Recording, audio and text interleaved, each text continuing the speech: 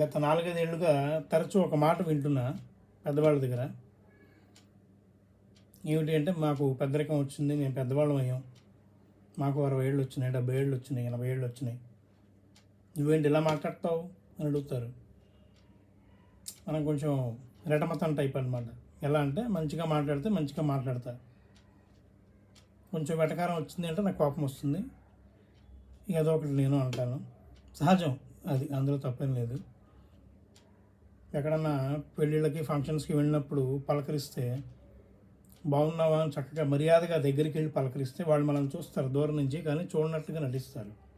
అదే దగ్గరికి వెళ్ళి పలకరించాం అనుకో, బాగున్నావని, నన్ను గుర్తుపట్టావా అంటారు ఒక పెద్ద ఎక్స్ప్రెషన్ వెళ్ళి. గుర్తుపడ్డాను కాబట్టి పలకరించా, గుర్తుపట్టకపోతే పలకరించనుగా. కొంతమంది ఏమో అబ్బో పెద్దవాడు అయిపోయావు, ఆ అడిగిన వాళ్ళు నాకంటే 20 ఏళ్ళు పెద్ద. వాళ్ళు పెద్ద అవ్వకుండా నేను పెద్ద అవనుగా, ముందు వాళ్ళే పెద్ద అవుతారు, వాళ్ళ తర్వాతే నేను. ఇక్కడ నేను అంటే కేవలం నా గురించి మాత్రం నేను చెప్పట్లేదు, విషయం చెప్తున్నా. ఎందుకు అంటే, పెద్దరికం అనే పదం చాలా పెద్దది. అది వయసుతో సంబంధం లేదు. 100 ఏళ్ళు వచ్చినా కూడా పెద్దరికం లేని మహానుభావులు ఉన్నారు. కాకపోతే ఏంటంటే, వయసు వస్తే పెద్దరికం అనేది తప్పు. వయసుతో పాటు కాస్త బుద్ధి జ్ఞానం కూడా రావాలి. అవి రెండు ఉంటే, అవి రెండు ఎవరికైతే ఉంటాయో వాళ్ళది పెద్దరికం. వాడికి వయసు చిన్నదైనా పెద్దరికమే.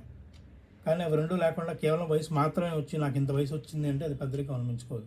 ఎందుకంటే పెద్దరికం అనేది మన మాటల్లో నేను పెద్దవాడిని అని చెప్పుకోవడం కాదు, మన ప్రవర్తనలో అది అవతల వాళ్ళకి కనిపించాలి.